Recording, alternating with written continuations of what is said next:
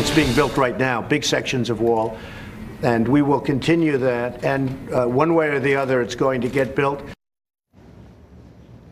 Thanks, President Trump. A wall on our southern border once again become the central debate in the Congress. Are Republicans ready to rally behind the president in their last weeks before yielding power to the Democrats?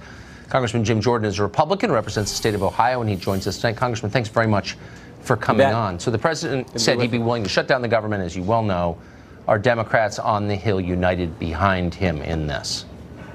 Well, Republicans think the president's doing exactly what he said, and that's what we should be focused on. I think when the president said to Senator Schumer, I'll gladly take that mantle, I think what he was saying is I'll gladly and proudly take the mantle of doing what we told the voters we were going to do, which is build a border security wall. So, yeah, the Freedom Caucus in particular, we took a position last night, Tucker.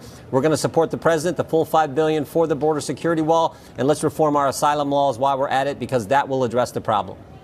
So for frustrated viewers watching at home wondering why the central promise of the campaign still remains unfulfilled, was it the Speaker of the House, Paul Ryan, who prevented this from happening for the last 2 years?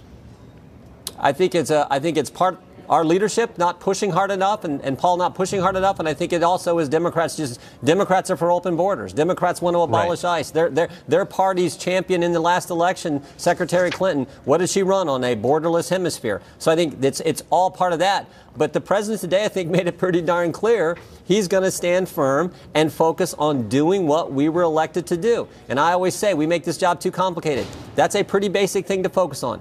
Don't get too complicated. Just do what you were elected to do. And we were certainly elected to build a border security wall. I think that's exactly right.